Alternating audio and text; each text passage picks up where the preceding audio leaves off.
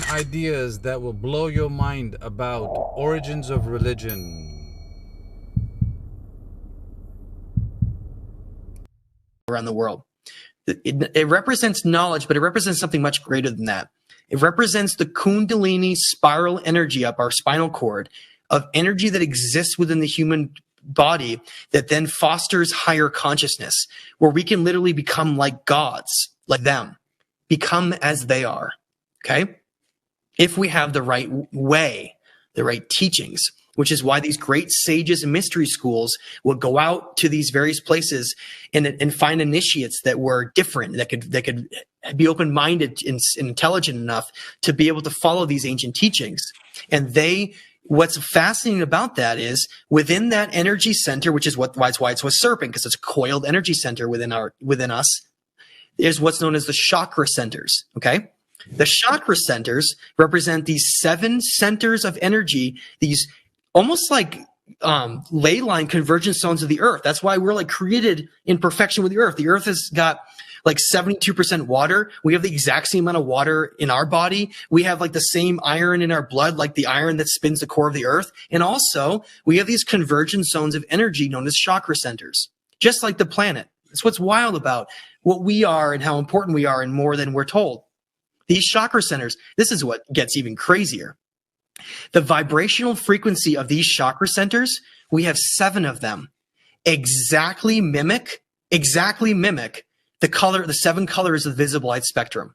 Okay. So you go outside, you're taking a walk and it starts raining, right? And then the sun comes out and it shines in, you see a rainbow, and you see all the 7 colors of the rainbow in that order.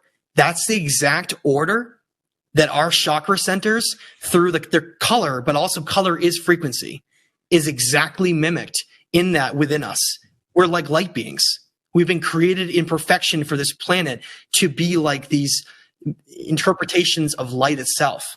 That's why when people, great ascended masters throughout history, go through these teachings and they learn all this, all of a sudden they become truly conscious and wise, and you go near them and you're like, wow, your energy is amazing. Like, what have you been doing? Right. And then that's what that is. There's an aura of energy that they're creating that is basically unlocking the highest potential that exists within us. And that's why civilizations were created with all those teachings, and then they became corrupted all around the world and destroyed. That's the highlight I want to point out about this. At the end of the show, before you jump, I would like to get your take on what's the point of all this. So you know all this information, you researched all this, great. Why does it matter? And what's the point of us being here then? But you don't answer that now. That sounds like a really easy question to answer. Well, I'd like to get your... Do you want to wait till the end to answer Let's that? get to the end, because I know you don't only have a limited amount of time. So yeah, this is a good show. Let's keep going. So let's go to the next one. Oh, did I go forward too far? No. Go back to that. Okay. This is the slide that I meant to talk about all those things that we were just talking about on. This is the Assyrian Tree of Life mural that came from the Ashurbanipal library in his library. Okay. This is so important because it's the totality of everything that I just discussed with you. Okay. They're called the Anuna gods. That's what they call them, which means those from heaven came to earth. Okay. And they call themselves that as well. Now look at this depiction. I want to explain it for a minute. You have the tree of life in the center. Okay. And then you have the winged god in the middle, which is like, I think is really like the actual creator of the entire universe. Okay. And then you have 2 individuals in the middle and then 2 individuals on the outside. Okay. Now the individuals on the outside have wings. Okay. That's the Anuna gods. You're looking at what they're talking about in those. And I mean, I looked it up once. The term Anunnaki or Anuna is mentioned in like 27 different tablets that I've got a hold of. They're everywhere. They are the whole description of how all this got started. And they're the ones who say that we are the creators of civilization. Are there references of these Anuna gods that we may have just glossed over in the narrative of the Bible? Yeah, they're just what the angels are. Like in like Archangel Michael and all those are the same thing. Okay, so wings means an ascended being. Wings are not literal. We have to be very careful to take literalism and symbolism. Very important to understand that. They created these incredible symbols around the world in megalithic structures, dragons, and things like this for those who are initiates who can understand it. If you take it literally, you will not understand it. That's the whole purpose. Most things in this are symbolic, but some things are literal. So where is the truth? Symbolic, literal, right about in between. That's where I want to strongly emphasize. So the wings just represent them being like ascended masters, great ascended beings of the universe. Now look at what they're doing here, okay? Notice how the individuals in the middle look like the other ones because they're literally the children of them with their bloodlines, which is why they're chosen to rule because they are simply like children of them, okay? Now look at what the two figures on the outer end are doing compared to the two in the middle. So you have one of them is holding a pine cone and then one's holding a handbag, okay? The pine cone represents the seeds of knowledge. Remember, it's a tree of life, right? So they're passing on the seeds of knowledge. What are the seeds of knowledge?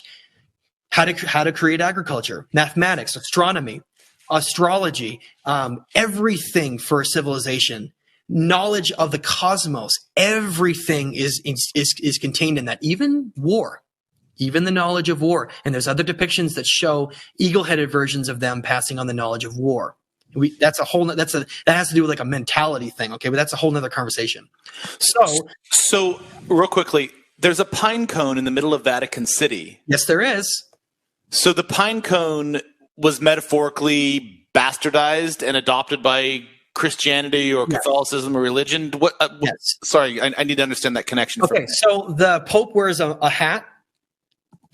Was literally the ancient mitre hat in these civilizations. It's the same thing. They are just mimicking. It's a corrupted version of these original individuals, and I'm gonna get into how that plays in this mural too. So the pine cone represents the passing of knowledge, and the handbag represents them having the totality of all knowledge. So the pine cone symbolically comes out of the handbag to show that they have all the knowledge, and they're passing it on to very specific individuals. Go ahead. Okay, I have to ask a question because I see this in a lot of these murals. They're holding bags all the time in a lot of the different architecture. Yes, exactly. So the bags represent what? The bags represent the keepers of knowledge. So if you like, this is in Mesopotamia. This is the mural from Ashurbanipal Library. You see the same depiction of the handbag and pine cone in the Olmec culture in Mexico. You see it all throughout South America and Mexico. You see it in Mesopotamia. You see other similar depictions like all around the world. And it shows that the same influences of these original progenitors went around the world and created civilizations everywhere. It's the same thing. It's what is shown all around the world. And it's what is basically depicted of that. So look how there's two on either end. Now look at the two individuals in the middle. One of them has a staff, right? And a rod. So one of them is a priest and one of them is a king.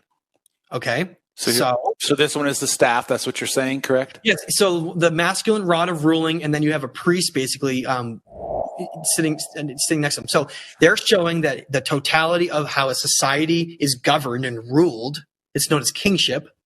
A king is told all the knowledge to rule over that segment, and then a priest is given all the knowledge to basically be in charge of religion. So you have the kingship and the religious aspect that come together to be the hierarchy to rule over all of society. And that's what those two depictions are, is a king and a priest being taught all the knowledge to literally create civilizations and to be the great wisdom keepers of their. That's why they were so obsessed with these gods all throughout history. It was literal. They were actually being given information on only a higher level by them, and that's why eventually they left. You can actually read in the Epic of Gilgamesh, and people think it's all parables and all that stuff. No. Go look at the section where Gilgamesh meets Utnapishtim to learn the secrets of immortality. And he tells them, he says, Gilgamesh, I'm going to tell you an ancient story, a city so old that it was from a different time period, basically. He says the gods were once in it. And then the deluge, the destruction came through and they left. They didn't come back. That's why knowledge is disintegrated and just been destroyed over time, because they felt so bad about allowing the catastrophe 13,000 years ago that we almost literally were like completely reset, or we were reset, but we almost didn't even make it. And they felt guilty of that because they are our creators. I've heard you talk about, and I'm not going to go down this channel with you, but I've heard you talk about in some of your early shows on the Inuna, and there was, and I'm probably going to bastardize the names, but Enlil, Inky, and there was sort of a division between these creators, and one was supporting humanity's continuation, and one was not. Yeah, and that's a conversation that's for another time. But in a quick recap, what does that have to do with what we're looking at here, if any? Okay. So they're not actually, this isn't specifically supposed to be like Enki and Enlil. What it really represents is more of just like a higher view of them passing knowledge. But however, we got to remember there's fundamental constants that exist in the universe. And one of them is duality. Polarity and duality means you have to have what we perceive as like dark and light, or good and evil on either sides. And these beings were literally playing and representing those archetypal roles in the universe.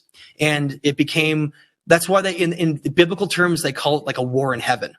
It was simply just a war of these creators over how sophisticated and what our path should be, and how some of them thought that we should never have existed in the first place.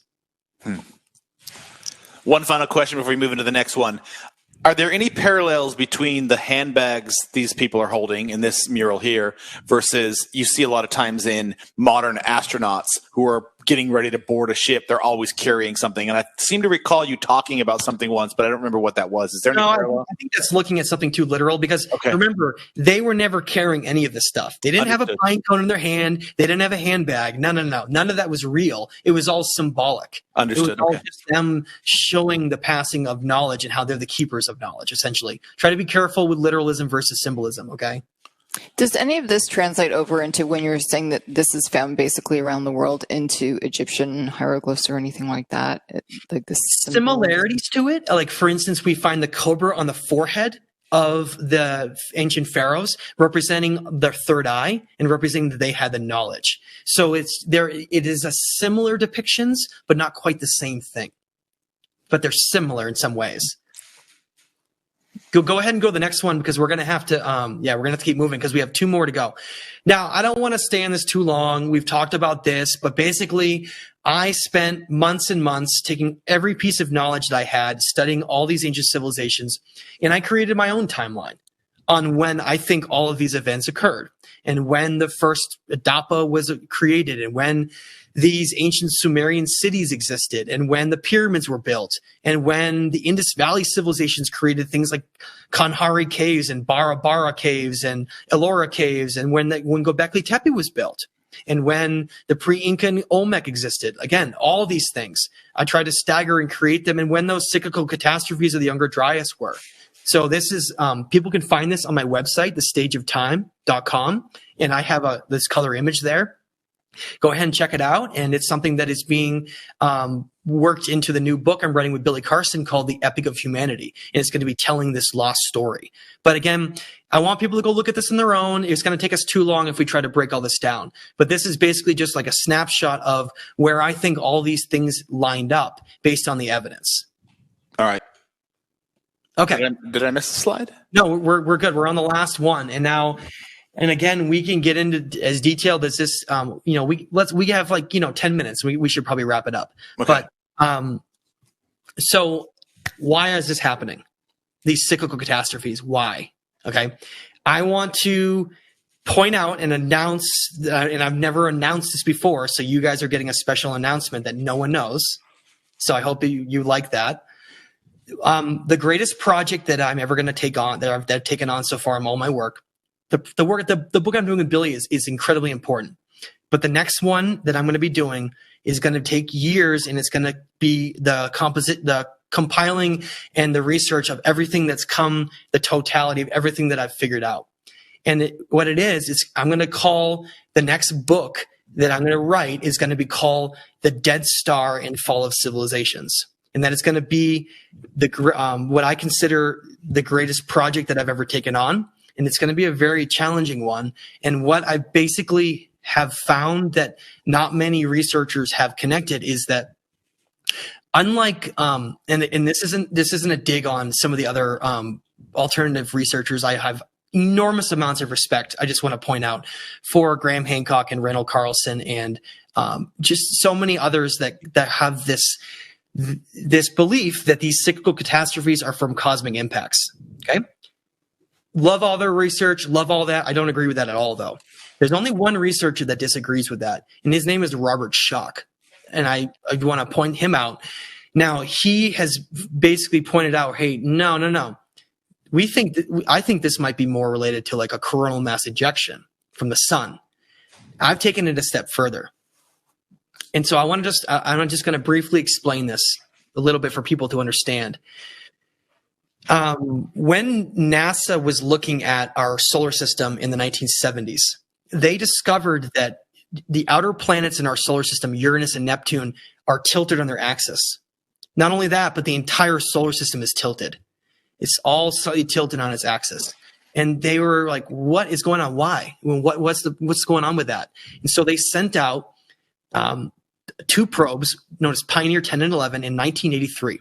Now, Pioneer 10 went off a certain direction and Pioneer 11 did. Pioneer 11 didn't find anything. Pioneer 10 found the greatest secret that no civilization really has like put together to then find a solution for like we did.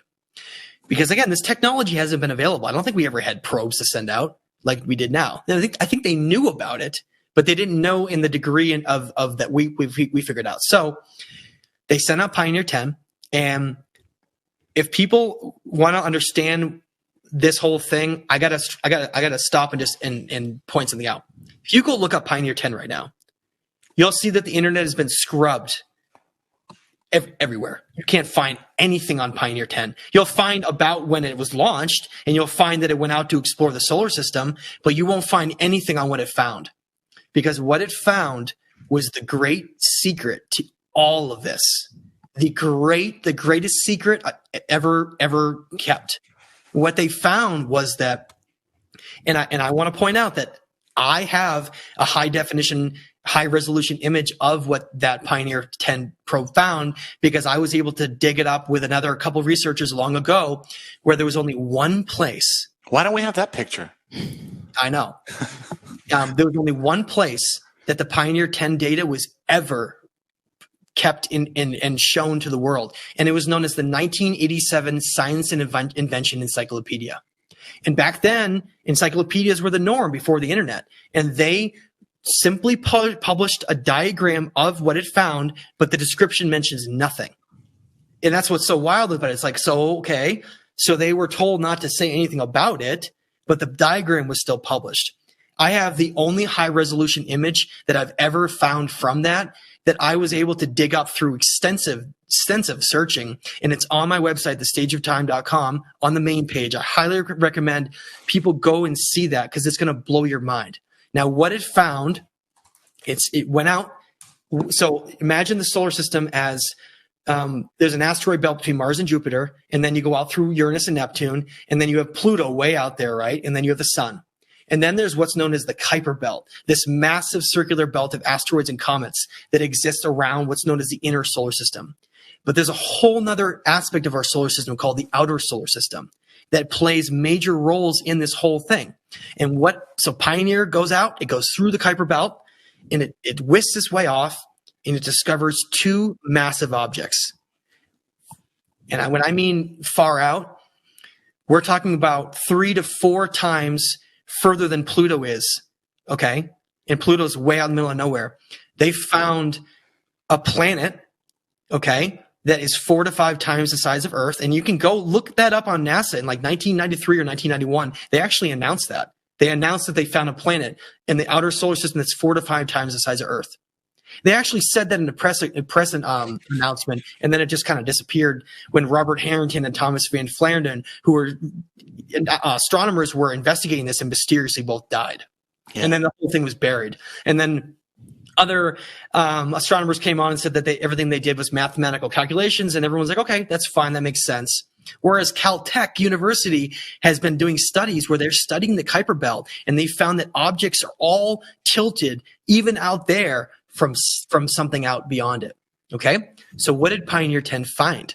It found a planet that exists far out there, not Nibiru, a planet though that they termed Planet 9 or Planet 10, depending on what you want to call it, way out, revolving around its own star. Okay. But not, remember the title of my book? Not a normal star, a dead star. What that means is if you have a dead and they knew that because they were able to measure the frequency, the light coming from this star, which isn't really anything, but they were able to determine that this star had lost nuclear fusion and it exploded. And it was just a remnant of this star, but it's got massive density. It's still a massively dense object, okay? It didn't turn into a black hole. It turned into what's called a dead star. And in that depiction on my website, for Pioneer, the data from that encyclopedia, they label it as a dead star. They say that it's 50 billion miles out. 50 billion miles out. So far, and has no light, has no signature. It's not a brown or red dwarf. It's a dead star, which means it exploded long ago in history, which makes me wonder if it was actually part of some of the heat that was around during the dinosaur period, but that's 60 million years ago, but that's another whole conversation. But this star exploded and then has an orbit, right? What happens is the orbit is exactly 13,000 years on perihelion when it gets closest to our sun. So imagine a highly, incredibly dense object, and this is what the whole book's going to be about. Highly dense object that every 13,000 years, perihelion means the closest approach to our sun. It means the whole entire rotation of this object is 26,000 years, the exact same number as the precession of the equinox. It's the reason that our entire solar system is functioning the way that it does. So every 13,000 years, imagine this object, this incredible dense dead star approaches our sun, and our sun tries to maintain what's known as equilibrium, and the energy comes in and affects it. And the only way for our sun to not explode is it has to send out energy. So every 13,000 years, it sends out a massive plume of charged particles that go throughout the entire solar system, and then they hit the Earth. The poles on the Earth wobble and move, and they set off every single tectonic plate on the entire planet. Every volcano, every tectonic plate, and they cause tsunamis that are like a mile high that travel around the world and are more than a mile high and literally destroy every single civilization over and over again. And they bring on their own climate changes. That's why ice ages develop, because as that dead star goes what's known as aphelion away from our sun, it gets cold again. And then an ice age develops on the Earth. And then as it gets closer to the Earth, all that heat from our sun, as it comes out, warms our climate, because we're talking about an event that is like extremely long, like well over 1,000 years. And the period of as it's getting closer and going away is thousands of years. So that's why you get this rise and fall of these temperatures in glaciation and then non-glaciation over and over again on the planet. It's from the interaction of this dead star. That's what the greatest secret that I've never talked about in that way before to share with your audience tonight. Well, thank you for dropping that. So can I just, in my layman terms, you talked about massive tsunamis, floods, mile-high tsunamis. Is that the story of the epic that ended in, the Bible, Noah's Ark, et cetera? Is that where you're going with that? Yep. So imagine a flood being caused from tectonic plate activity. That's what destroyed Atlantis. That's where all this has come from. Okay. Wow. It's all from the same thing that happens over and over again. And that's why those civilizations built the pyramids in the location that they did, so that they could try to prevent and harness and balance the energy of the Earth so that they could prevent these events, but they weren't able to. Those structures are built in specific locations to try to balance the electromagnetic energy of the planet, but they couldn't do it. It like literally blew them open. And so I'm going to get into this in the book, but the greatest secret besides that is that the Nikola Tesla technology that's being used, they're down in Antarctica right now with governments all over the world creating an artificially created electromagnetic system, a giant magnet of energy to try to tilt the Earth in the opposite direction to try to prevent when this dead star comes through, they're able to prevent the poles from shifting by creating it like their own their own like artificially magnetic technology that they're using to basically prevent, for the first time in human history, I believe, our destruction secretly, so that nobody knows about it, which is what the whole purpose of all the secrecy in Antarctica. And that's why it's a no-fly zone and nobody can go over there. Yeah. Man. So at the outset of the show, you said that's the secret, that we should be able to technically stop this if we have the information and we use it properly. Exactly. That think people like Nikola Tesla who figured out what the ancients already knew, but then we took it to the next level, and we have the technological means to prevent our own destruction for the first time in our entire story. So if that rings true, then the paradigm of persistent digression of evolution and our technology could stop and reverse and go the other direction, which is the whole point of us being here in the third dimension, to collectively learn to evolve as a species, so that the information that we take and the technology that we learn, we can then begin to ascend back up the other side of the ladder. Exactly. And for the first time, we can take think about it. Göbekli Tepe was buried until we discovered it only in 1995. Meaning we're not only taking what we've accomplished, but everything that's been left behind from all the civilizations that sacrificed themselves to give us the knowledge to allow us to reach this point of understanding and technological means for us to go somewhere that we've never been able to go in our entire story. So my question before you answered all that was, great, we know all this, now what? So the point is, so that we have this information so that we can collectively add to this exacerbation of us growing, not digressing. But we're just lay people. We don't have access to Antarctica. We're not part of the history. We're not part of the research. So what's our role versus the elites that are running everything? Great question. Is knowledge and raising the consciousness on the entire planet. We all have an effect on each other, and it's not what we think. Like, imagine, the depictions of a Buddhist monk sitting on top of a mountaintop, meditating. He's projecting out his consciousness to the world. We are all those creators of higher consciousness that are part of what's known as co-creation. All humans on the earth. We've never had 8 billion people here ever before. And we have the technology to prevent this. Imagine 8 billion co-creators all coming together with their consciousness and raising it up to a certain vibrational level. We're literally going to evolve our consciousness to the next stages, as well as having the technological means to prevent our own destruction. What do we become? We become gods. We become like creator gods. We don't even understand it. We are so much more advanced than we're told, and we have the ability to reach something that I don't think anyone even knows what that is.